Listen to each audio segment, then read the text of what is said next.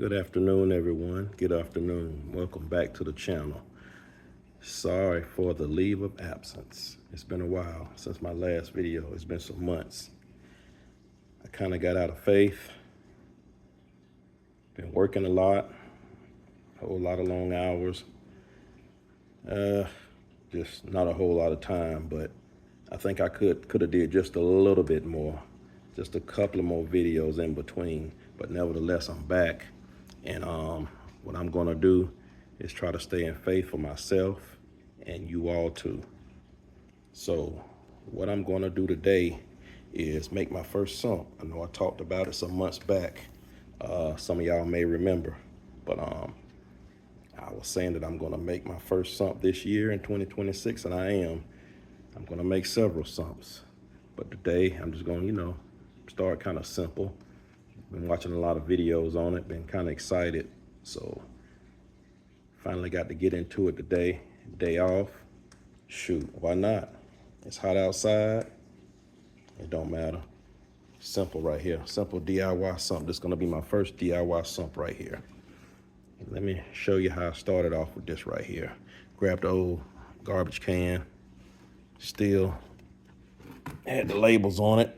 Had it for some years, haven't really used it for anything, but what I did is I drilled plenty of holes on one of the sides. And I went all the way around with the holes, but not as thick.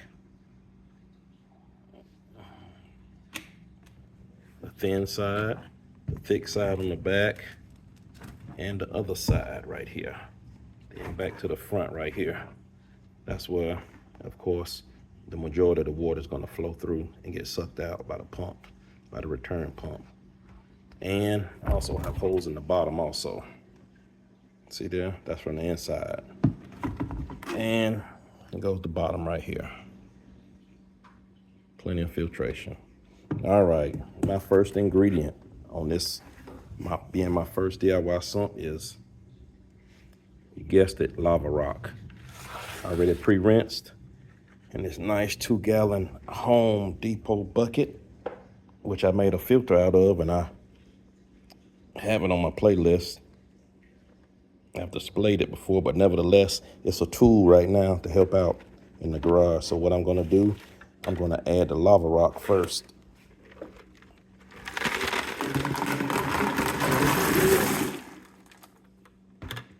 All right, that's the first layer right there in the bottom.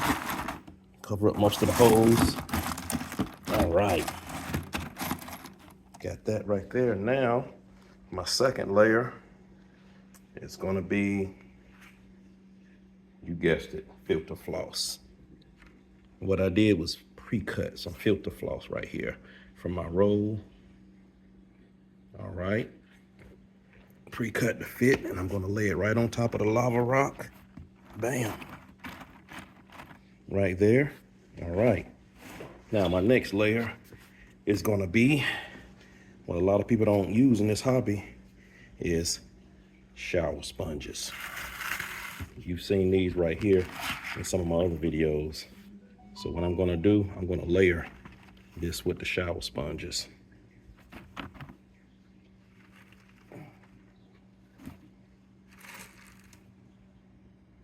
Ooh, got some lava rock stuck in there.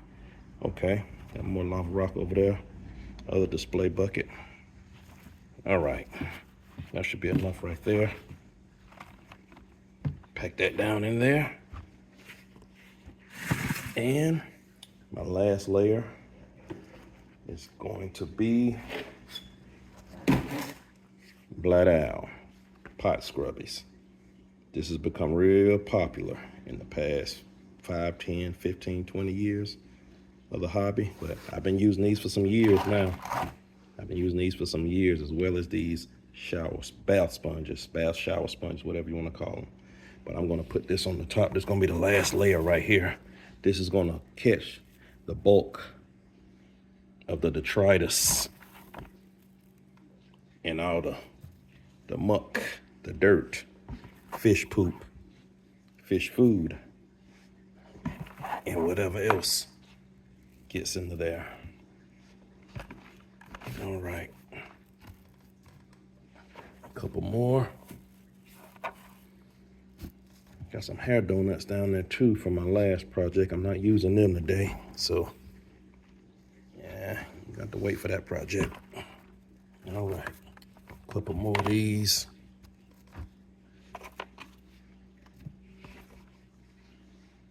All right, there we go. There we go. All right, it's almost filled up. It's pretty good right there. Like I say, this is a DIY, you know, simple sump, very simple. Seen plenty of videos. All right, that's part one right there. Now I'm gonna set it into this tub right here, which already has some water, which I was messing around, testing these little pumps out. I have my little power heads in here.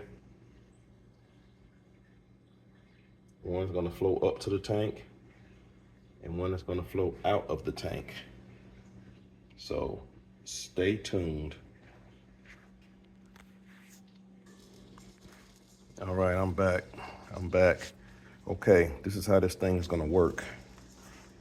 This is coming straight from the aquarium right here. I have an old Y pipe from some parts I bought some years ago for a water faucet for outside. I have it split. It's attached to this plastic hose right here. And there you see it going into the aquarium.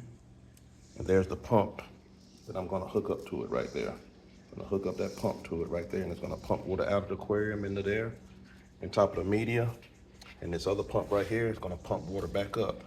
As you can see, I have the sump propped up on 2 5-gallon buckets because it was way down too low, and I couldn't get water all the way back up to the tank earlier. I've been experimenting on this thing for some hours now, but I think I got it now. It's not going to be a real powerful force of water, but this is just a demonstration, so you know if it works with low pressure. You best believe if you get some high pressure pumps, oh my goodness, this is going to do very well for a nice sized tank right here. I mean, man, this should be good for at least about a 55 to 100-gallon tank right here. Okay, enough of that. Let me jump back into it. I'll be right back. All right, and I'm back. All righty, so I got both pumps up and running now. Got the one coming out of the tank right here, and it's coming through the Y pipe right here. It's not real high powered. It's getting all over the media. I guess if you use your hand. But this is just a demonstration, y'all. I don't have no fish in here.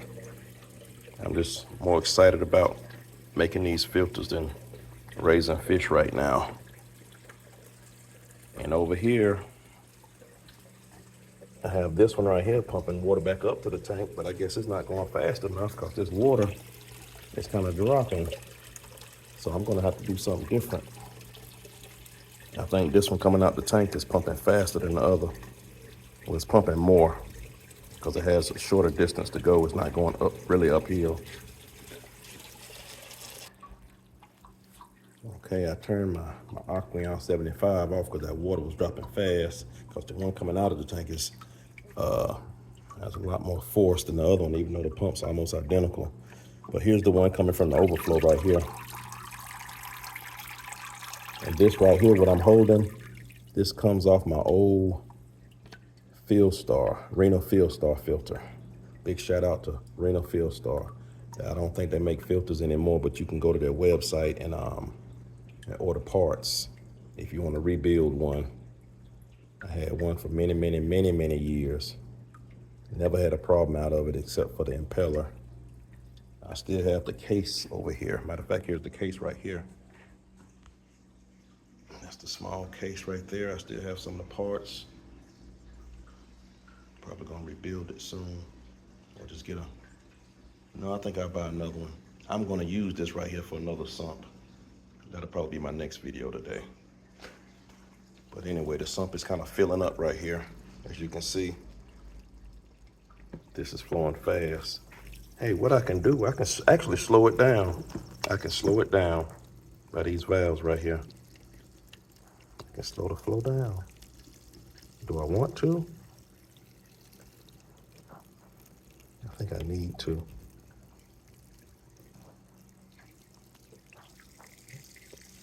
I'll slow it down a little bit.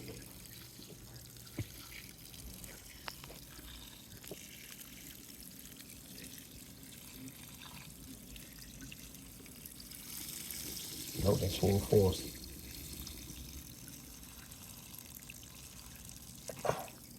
Slow it down a little bit. As you can see, it's working. One is just flowing faster than the other. But you could do almost anything. You could be versatile with these sumps right here. So many different ways. You're not limited to just one way with a sump. Not limited to just one way with the sump. And there it is right there. All right, y'all, let me know what you think in the comments. Like, comment, subscribe, and I will have you another video soon. Be blessed.